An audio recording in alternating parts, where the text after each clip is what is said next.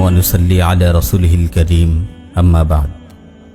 একজন আদর্শ মুমিন তার ভাইয়ের জন্য তাই পছন্দ করে যা সে নিজের জন্য পছন্দ করে। সহিহ বুখারীতে এসেছে, রাসূল সাল্লাল্লাহু আলাইহি ওয়াসাল্লাম ইরশাদ করেন, লা ইউমিনু আহাদুকুম হাত্তা ইউহিব্বা লিআখিহি মা ইউহিব্বু লিনাফসিহি। তোমাদের কেউ ততক্ষণ পর্যন্ত পরিপূর্ণ মুমিন হতে পারবে না যতক্ষণ না নিজের জন্য যা পছন্দ করে তা আপন ভাইয়ের জন্য পছন্দ করে। তাই এক মুমিন অপর মুমিনের জন্য তার অনুপস্থিতিতে দোয়া করে। সে নিজের জন্য আল্লাহর কাছে যা চায় তার মুমিন ভাইয়ের জন্য তাই প্রার্থনা করে। এই দোয়ায় যেহেতু লৌকিকতার কোনো সুযোগ থাকে না, তাই এমন দোয়া খুবই ইখলাস ও নিষ্ঠাপূর্ণ হয়, ফলে আল্লাহর দরবারে তা খুব দ্রুত কবুল হয়। সুনান আবু দাউদ এসেছে, রাসূল সাল্লাল্লাহু আলাইহি ওয়াসাল্লাম ইরশাদ করেন, ইন্না আসরা'আদ দুআই ইজাবাতান দাওয়াতু গায়িবিন লিগায়িব। সবচেয়ে দ্রুত কবুল হওয়া দোয়া হলো কারো অগোচরে তার জন্য দোয়া করা।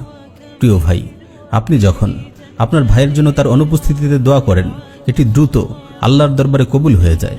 আর আপনার জন্য যদি আপনার কোনো ভাই আপনার অগোচরে দোয়া করে, তাও আল্লাহর দরবারে কবুল হয়ে যায়। তাই মুমিন ভাইদের উচিত পরস্পরের জন্য দোয়া করা এবং অপর মুসলিম ভাইয়ের কাছে দোয়ার জন্য আবেদন করা। সুনানে আবু দাউদ এসেছে, একবার হযরত ওমর ফারুক রাদিয়াল্লাহু তাআলা আনহু রাসূল সাল্লাল্লাহু আলাইহি ওয়াসাল্লামের কাছে উমরা করার অনুমতি চাইলেন।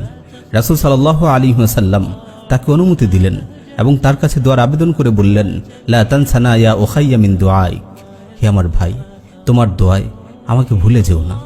ওমর রাদিয়াল্লাহু তাআলা আনহু বলেন, রাসূল সাল্লাল্লাহু আলাইহি ওয়াসাল্লামের এই কথাটি আমাকে এত বেশি আনন্দিত করেছে যে এর পরিবর্তে পুরো দুনিয়ার মালিক হয়ে গেলেও আমি এত খুশি হতাম না।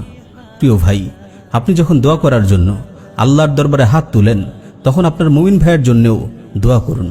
মুসনাদ আহমদে বর্ণিত একটি সহিহ হাদিস এসেছে, জনৈক সাহাবী একবার দোয়া করেন, হে আল্লাহ, আপনি কেবল আমাকে এবং মুহাম্মদ সাল্লাল্লাহু আলাইহি ওয়াসাল্লামকে ক্ষমা করুন।